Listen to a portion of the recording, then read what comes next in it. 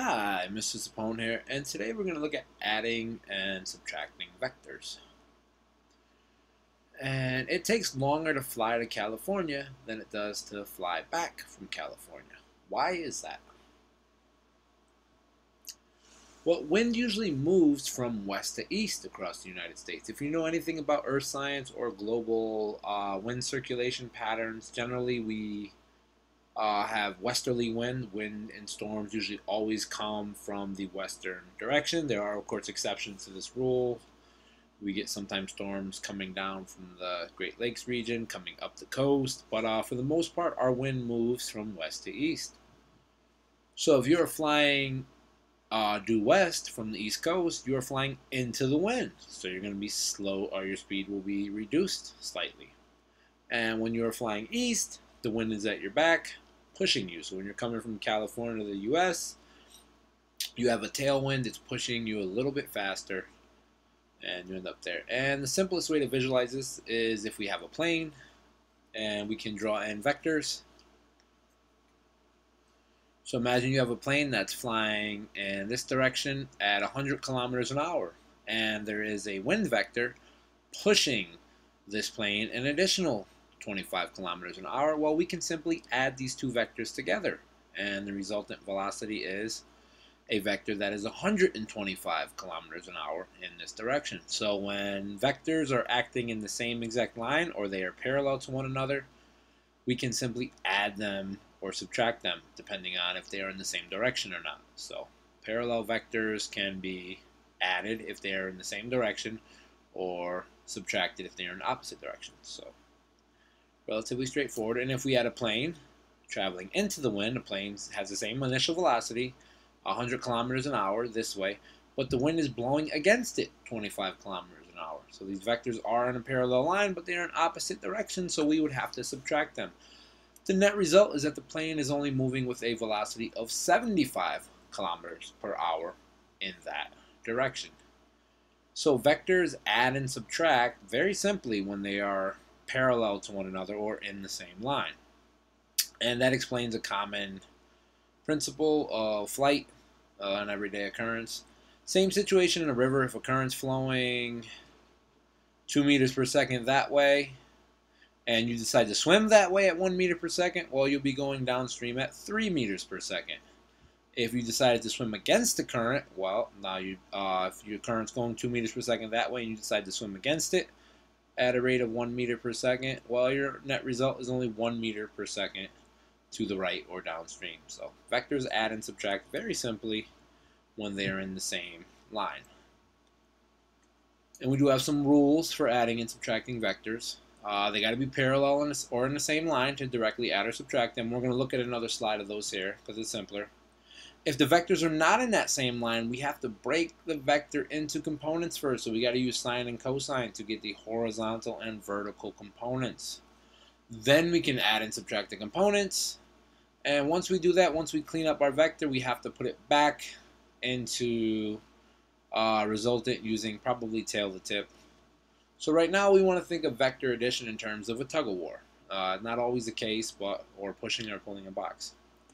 So if you had two individuals pulling a box, having a tug-of-war with it, 10 newtons this way versus 10 newtons that way, well, hopefully you realize that these cancel out. There is no net force. The box is not going to move if two people on opposite sides of it pull with the same strength. Again, newtons is a measure of force.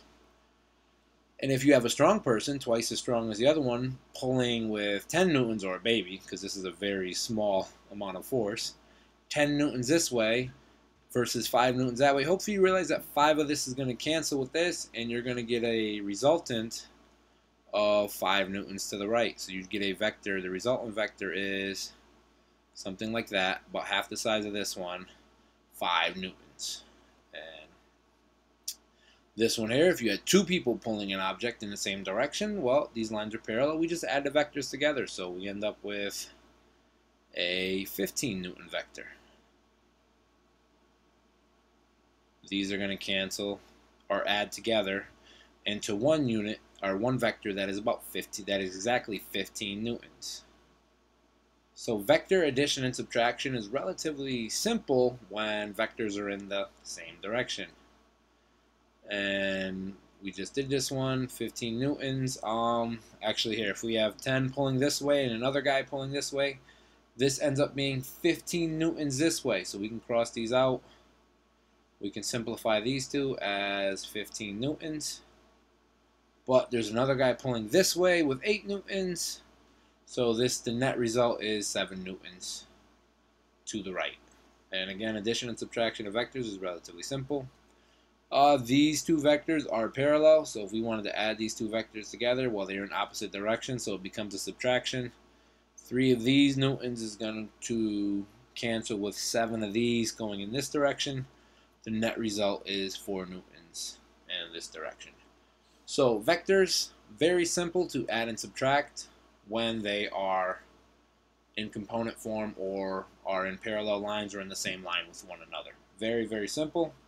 It gets a little more complicated when we have a situation like this.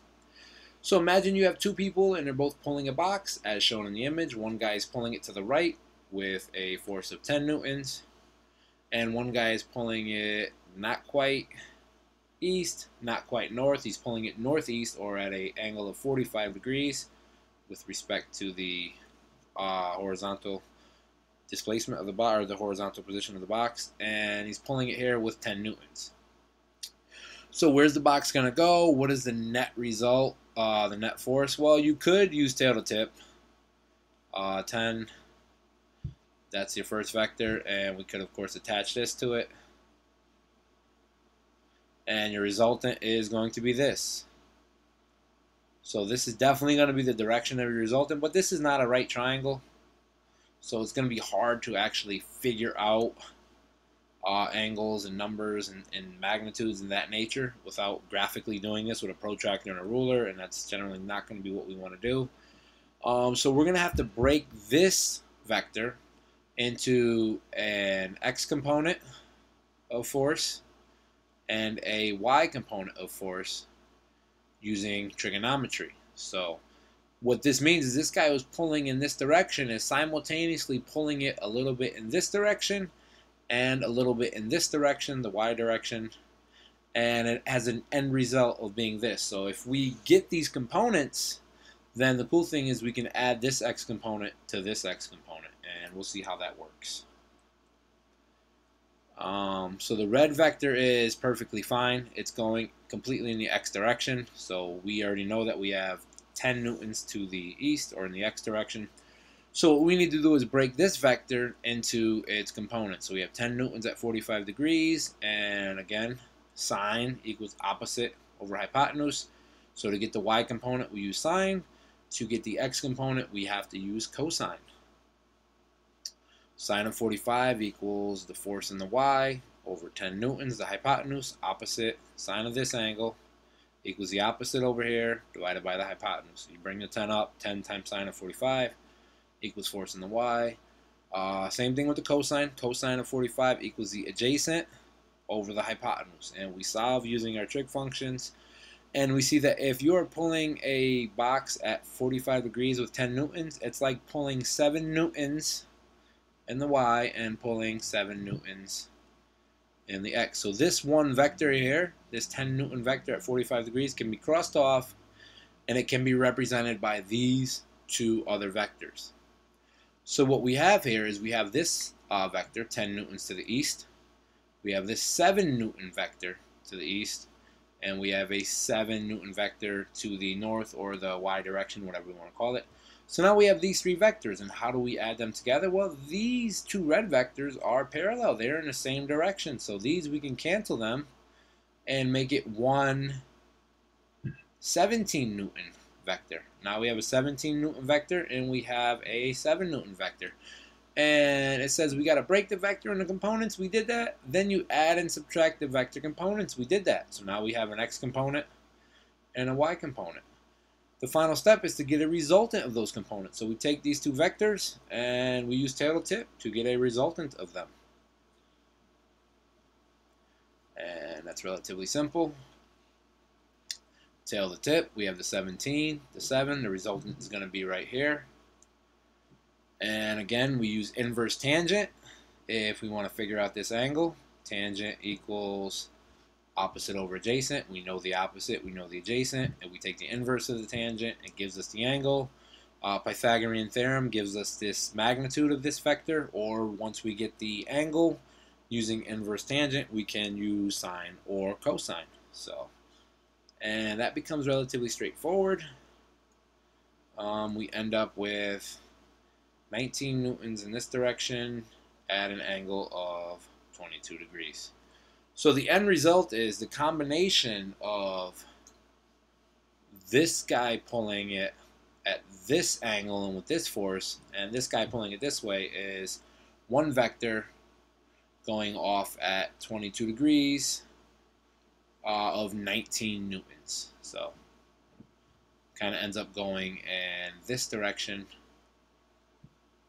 with a force of 19 newtons. So basically we were able to add these two vectors together to determine one resultant from them using components. We had to break this into components. Again, tail to tip shows the same exact thing of this and this, but it's really hard to figure out the magnitude and the angle when we don't have right triangles. So if we break this into component form and get a y component and an x component, it makes our life actually easier, because you should be very good at right triangle trigonometry at this point. We've been doing so much of it, so it should hopefully be sinking in. And just to do one more problem, we have two people pulling a box kind of up and over in this direction. Hopefully you realize the box at this point should go off in this direction, because this guy's pulling the box a little bit up and a little bit to the left, right? These are the components of this vector. And this guy's pulling the box up and a little bit to the right. And hopefully you realize this is going to cancel with this. And the only thing you're left with are these two components adding together. And let's do that step by step though, just to make sure. So the first thing we have to do is we have to get the components. This guy's pulling with 5 newtons at 45 degrees. So we got to figure out the x component and the y component. Remember, sine 45 equals opposite. So sine gives you the y, cosine gives you the x. It's going to be the same for both cases.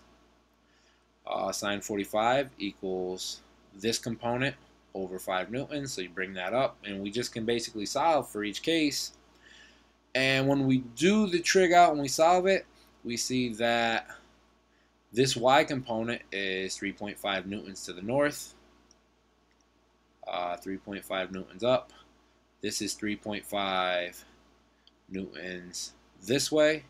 This one is 3.5 newtons this way, and this one is 3.5 newtons up. So I'm just hoping that you see that these cancel. This is going that way, this is going that way, and these two add together, we're left with 7 newtons. If we wanted to just draw our vectors, this is what we end up with. These are our 4 components. These are going to, of course, cancel. They are equal in magnitude but opposite in direction, so they cancel out. It's like a tug-of-war where this box in the middle is going nowhere. And you're left with 3.5 newtons plus 3.5 newtons. They are both in the same direction, so your final result is a 7 Newton vector to the north. So the end result is that the box moves as if one force is pulling on it to the north, one force of 7 newtons. That's the net result. That's how you would add these two vectors together. First step is to break them into components, and then you get to do some canceling with the x components and y components. See whether they add together or whether they cancel one another. And then finally you have to put them back together into one vector. We didn't have to use tail to tip because the only two vectors we had were in the same direction, so we could directly add them. So this is a pretty involved problem. There's a lot of steps. Again, we got to take a vector, break it into components, and then we can add or subtract the components, put it back into one vector. And that's how we add and subtract vectors. It's going to be really important if you have multiple forces acting on a box or an object and you want to figure out its acceleration or the net force or what's going to happen to it. So hopefully that helps you. This is Mr. Sapone.